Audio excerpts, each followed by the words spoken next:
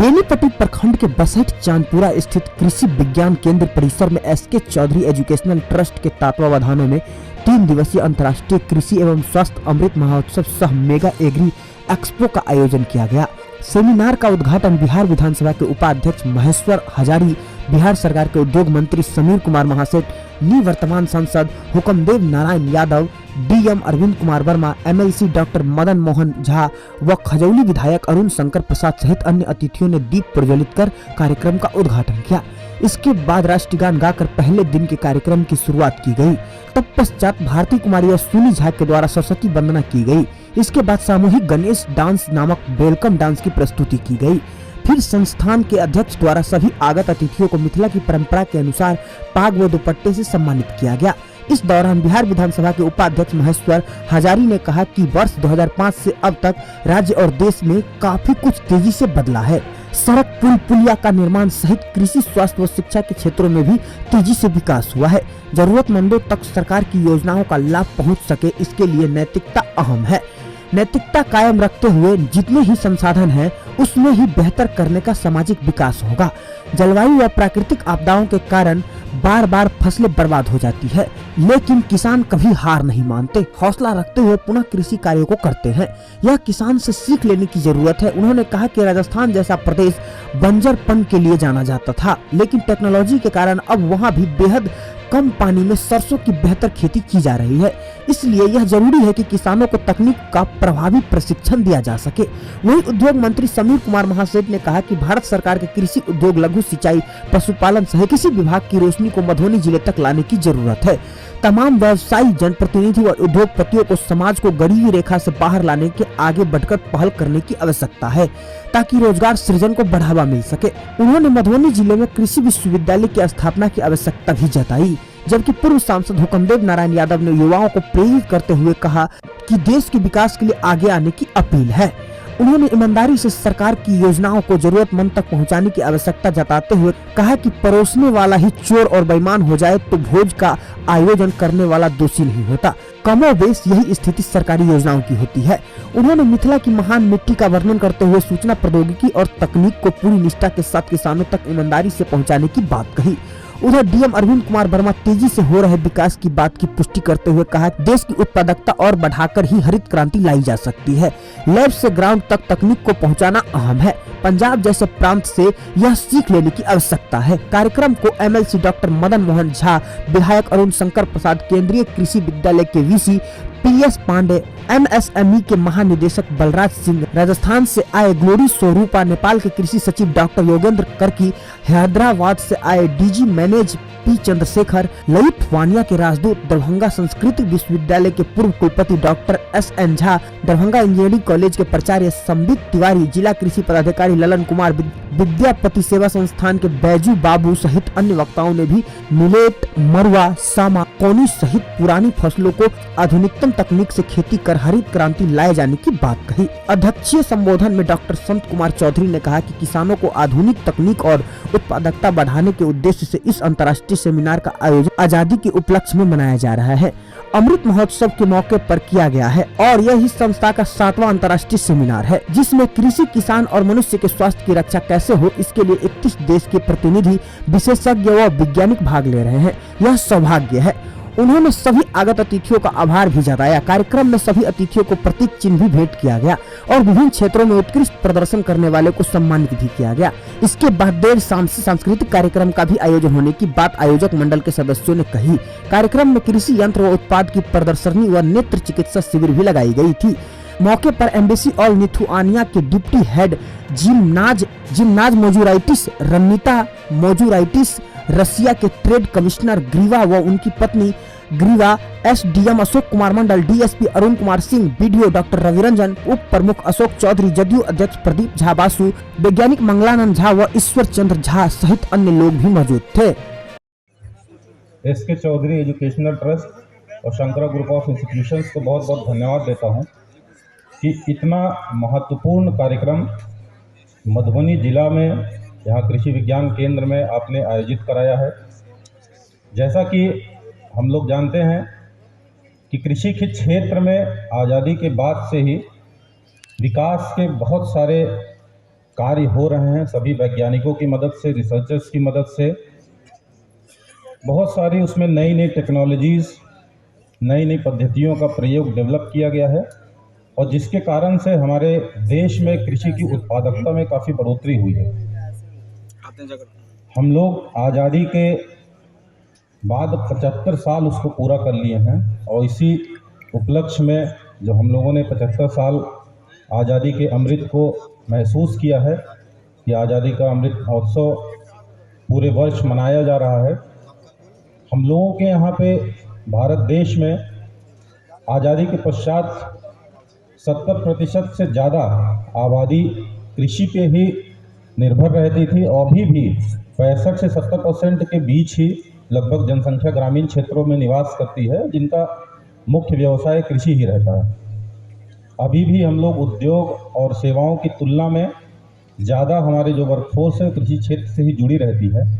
आज़ादी के पश्चात हम लोग का 60s 70s के आसपास काफ़ी बड़ी फूड क्राइसिस हुई। हम लोगों को गेहूं की ही कमी होने लगी, अपने देश में बाहर से बहुत निर्यात करना पड़ा। तो एक ऐसी स्थिति थी, हम लोगों के लिए आई ओपनर था अपने देश के लिए।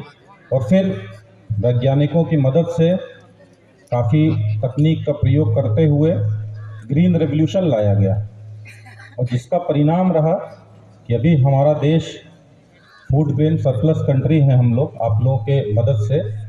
लेकिन जब भी कोई टेक्नोलॉजी अपने देश में आती है तो उसमें जो सबसे बड़ी समस्या आती है कि उसका हम लोग बहुत अत्यधिक उपयोग करने लगते हैं, उसका क्या साइड इफ़ेक्ट होता है, क्या नुकसान होता है, वो को इग्नोर कर जाते हैं।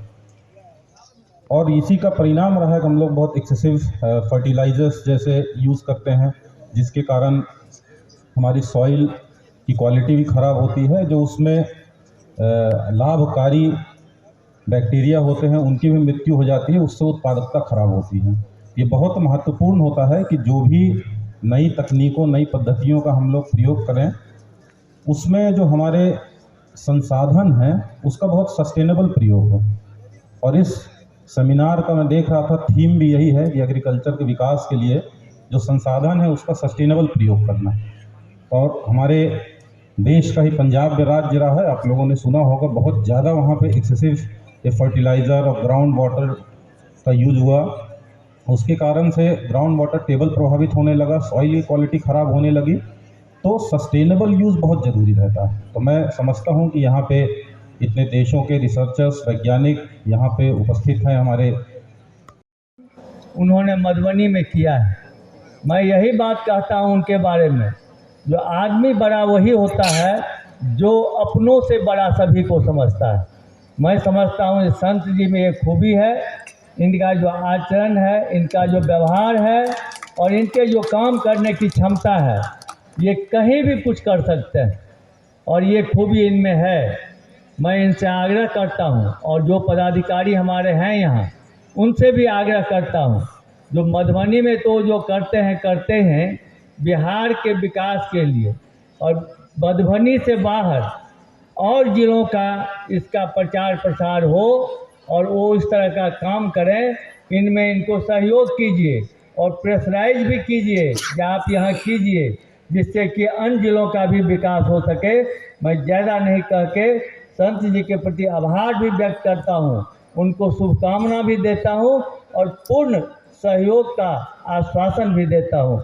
यही कह के मैं जाने से हर व्यक्ति नहीं होगा, हर व्यक्ति को सोचना पड़ेगा कि सरकार की जो कानून है, सरकार की जो नियम है, सरकार जिस गरीब के लिए कर रही है उसको हम किस तरह से उनको सहयोग करके उनके ज़मीन तक, अंतिम पायदान तक पहुंचाएंगे, तभी मैं समझता हूं कि यह सक्सेस हो पाएगा।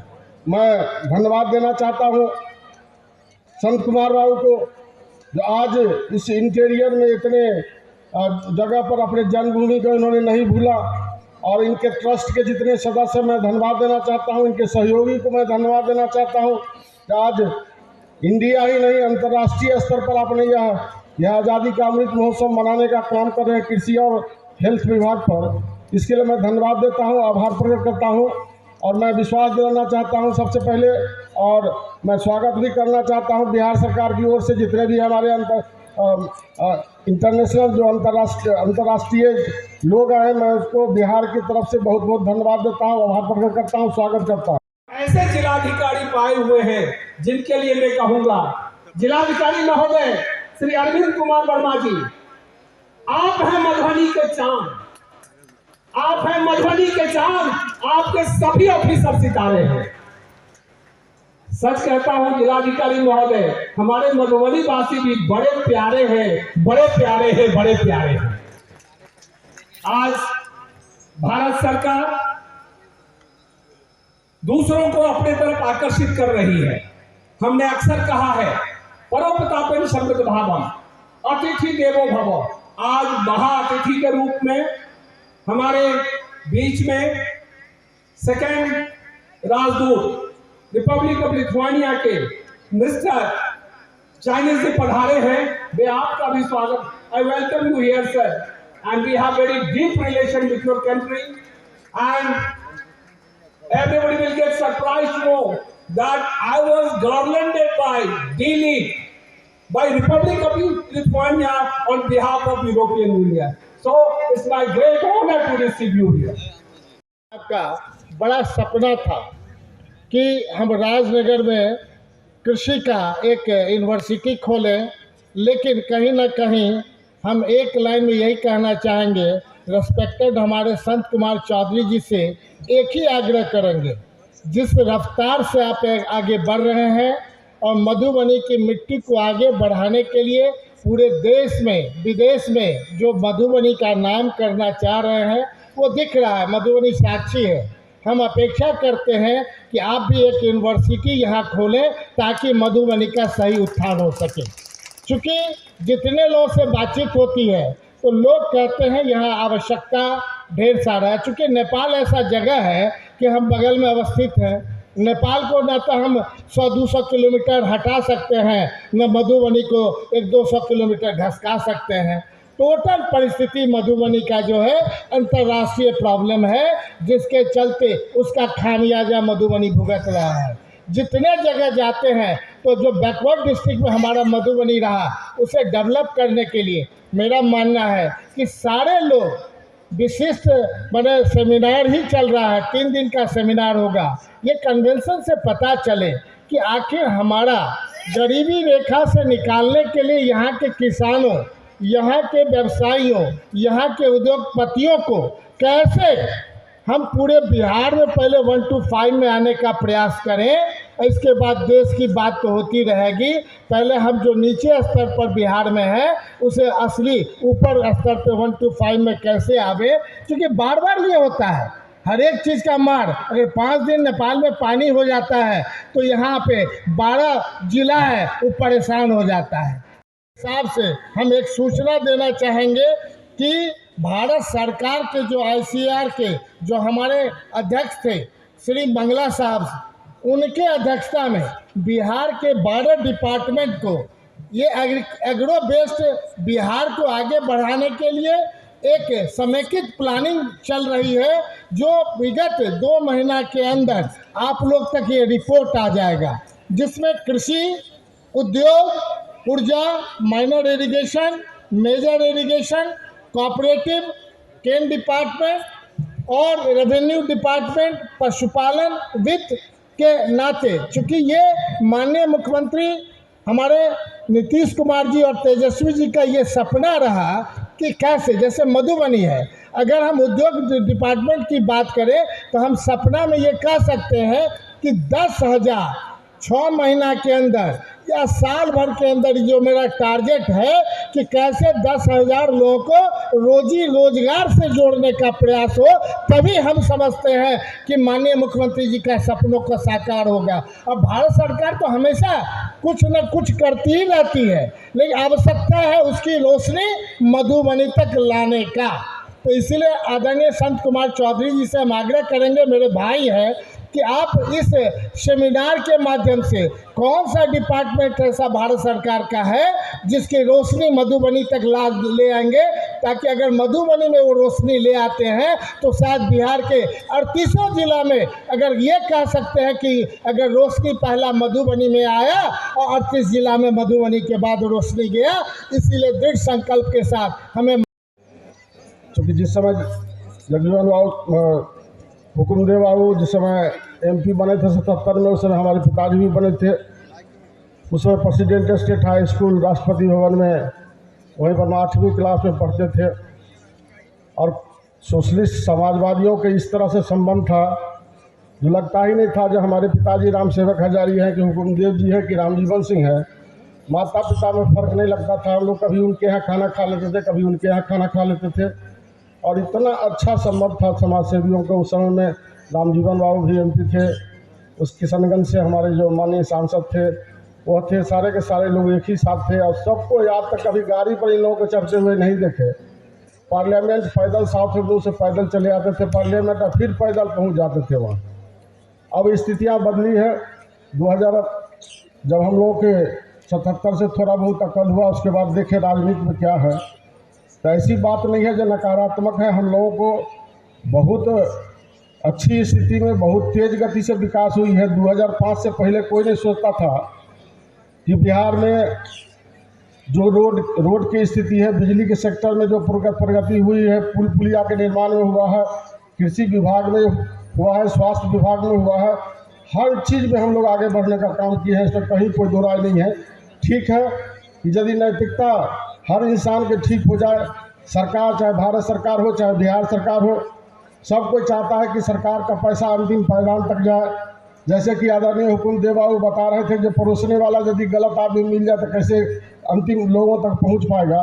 यह सच्चाई बात है। नैतिकता हर इंसान को अपने पीछे अपना चरित्र देखना पड़ेगा, तभी मैं समझता हूं कि जितनी भी सरकार की योजनाएं हैं वो ज़मीन तक उतर पाएगी। लेकिन जो स्थितियां थी, अभी जो हम लोग हैं 150-200 किलोमीटर, मतलब 5 से 6 घंटा में बिहार के किसी कोना में किसी चले जाते हैं, फिर चले जाते हैं पटना। तो यह एक व्यक्ति की इच्छा शक्ति के कारण आज बिहार कहां से कहां तक पहुंचा है। उसी तरह से यदि हर व्यक्ति की इच्छा शक्ति मान ले कि हमको समाज की सेवा करना है, हमको किसी के क्षेत्र में आगे बढ़ाना है, हमको उद्योग के क्षेत्र में आगे बढ़ाना है, तो मैं समझता हूँ कोई नहीं रोक सकता है। लेकिन आप हमारे मधुबनी न्यूज़ को फेसबुक पे देख रहे हैं तो पेज को लाइक करें, यूट्यूब से देख रहे हैं तो हमारे चैनल को सब्सक्राइब करें और बेल आइकन को दबाना ना भूलें।